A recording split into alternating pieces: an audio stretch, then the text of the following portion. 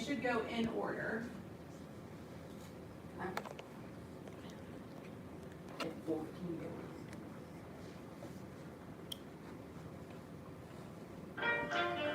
The world of 1914, a time of modern technology, culture, and fashion. Truly the heights of civilization. Let's have a war. Everyone knew a big war was coming. France wanted some stuff back that Germany had taken from it. Germany wanted to take more of everyone's stuff, and they were building a big sexy navy that was making the British uncomfortable.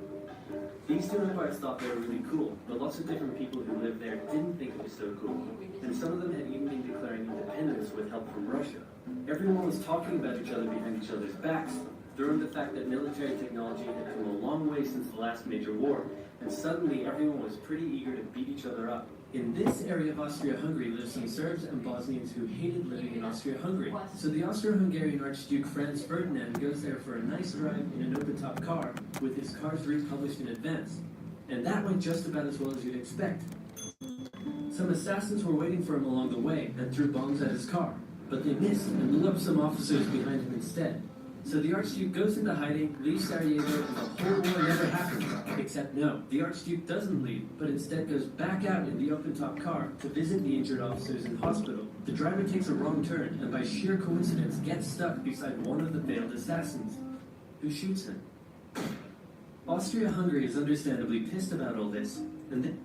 Alright, so that was your answer to question 1. Whose assassination contributed to the start of World War I? Can you read the answers? Well, I don't know if it's in the same order as what you have, but it's Archduke Franz Ferdinand, Kaiser Wilhelm II, and Tsar Nicholas II, or President It's the first one, right? What do you have as your first one? What you said. Oh, Archduke Franz Ferdinand. Yeah. Yeah. They think the Serbian government had something to do with it, which they might have. So they go to their ally Germany and say, hey Germany, we're going to declare war on Serbia, and Germany is all for that.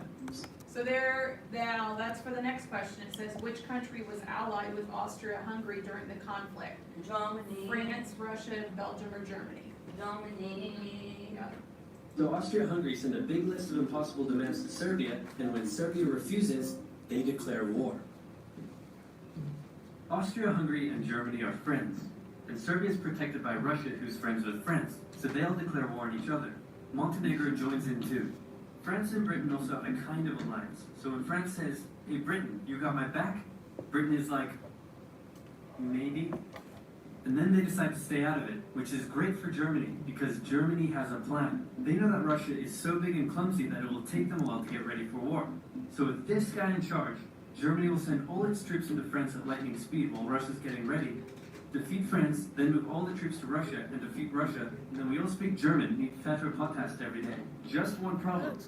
France has loads of forts and defenses along its German border, and Germany can't waste any time fighting them, so Germany decides to go around them, through Belgium.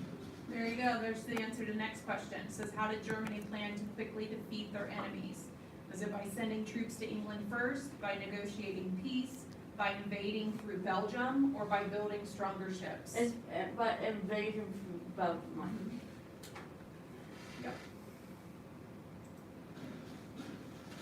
Belgium is neutral, but Germany wants to march 750,000 troops through it to get around France's defenses. They're hoping Belgium will just kind of sit down and shut up, but they don't. They fight back, and they're pretty good too, so they slow the Germans down. What's worse is that Britain shows up, and they're pretty pissed that Germany's invading neutral countries. So now Britain declares war on Germany.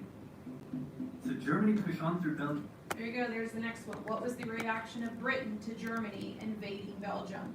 Was it they supported Germany's actions, they declared war on Germany, they remained neutral, or they sent help to Belgium? They sent help to Belgium, right? Well, they declared war on Germany. Oh, yeah.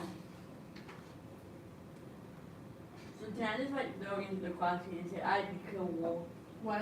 Can you just say, I declare war? Well, that's what they basically said, yeah. And commit some atrocities along the way. They also wear spikes and sometimes skulls on the uniform. So if you're trying to not look like the bad guys, good job. The Allies have a propaganda extravaganza, and this starts having an influence around the world, notably in America. The US President Woodrow Wilson sees himself as a bit of a Jesus figure, and spends most of the war trying to get everyone to just hug it out. But there's also a large population of ethnic Germans living in the United States, and when the war first broke out, they were like, yay, Germany! But now that they're committing atrocities in Belgium, they're less enthusiastic. Let's play Spot the French Soldier. Did you see him? Easy, right? He's wearing a bright blue uniform with red trousers. And do you know who else spotted him easily too? The Germans. So when the French were slowly marching in columns through the countryside, the Germans easily tore them to shreds with their giant guns. All the nations involved in this war went in with an old-school war mentality, and all of them had to update their uniforms and tactics a lot during the Great War. Because this war was going to be like nothing anyone had ever seen before. Russia's ready for war, and way earlier than expected. The Austria-Hungary, can you get on top of that? Oh yeah, sure, we've got this. Nope. So Germany has to send some troops back to the east to defend against the Russians. The chief of staff of the Austro-Hungarian army is this guy, and although he is handsome, he turns out not to be the best military strategist. Austria-Hungary constantly ignores Germany's advice, and then comes running back to Germany whenever they get in trouble. Austria-Hungary even gets back to tiny Serbia, who repels all their invasion attempts at the start of the war. It's better news for Germany in the north, though, but they almost completely wipe out the Russian second army. Back on the western front, the Germans continue advancing and are in sight of Paris. At this point, anyone would be forgiven for thinking the Germans were going to get that quick victory after all. But then things start to go wrong.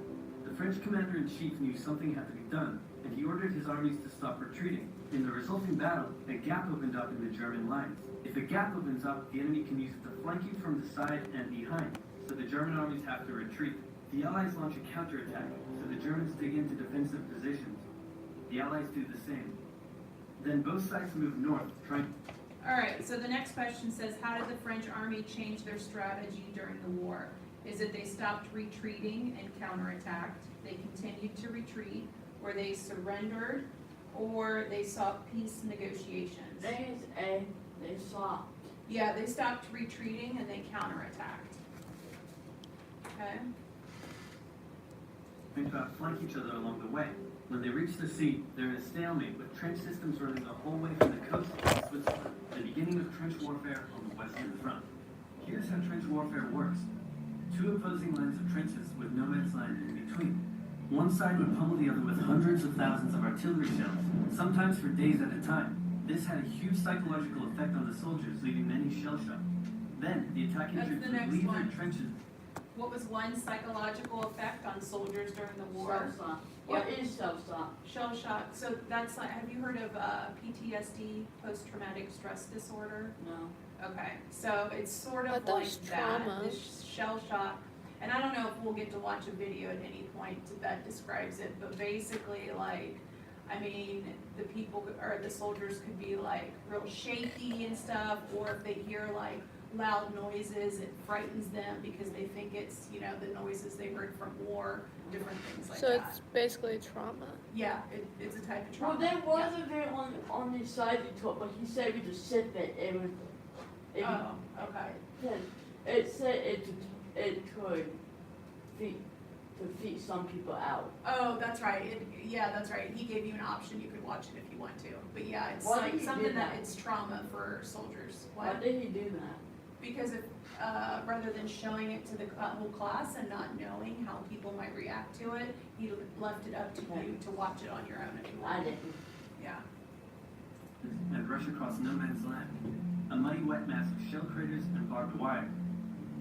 The defending trench would unleash machine gun fire on the attackers, inflicting thousands of casualties. The attackers would send wave after wave until either they gave up or the opposing trench was finally overrun. There would be months of fighting and the deaths of thousands in order to gain a few meters or kilometers of land. Living in the trenches was hard work too. Corpses, mud that could swallow you whole, pools of poisonous water, rats, disease, the smell. It's insane that millions of soldiers put up with these conditions, and commanders ordered them to do so for years. Alright, so how would you describe the conditions that soldiers faced in the trenches? Was it difficulty in unsanitary conditions, clean and dry environments, comfortable sleeping arrangements, or healthy living conditions? I think it's A. Yeah, difficult and unsanitary. With both sides stuck in a hard stalemate, they knew this war wasn't going to be about taking territory, but about simply wearing each other down. The Allies had plenty of men to expend from its overseas dominions, and the British also started a naval blockade, so Germany couldn't import stuff, like food. Neither side really wanted a long grueling war then, so they both thought of ways to break the deadlock on the Western Front. Idea number one, new frontiers. When the war first broke out, Australia was quick to take German New Guinea. The Allies also quickly jumped on Germany's colonies in Africa, and particularly in German East Africa,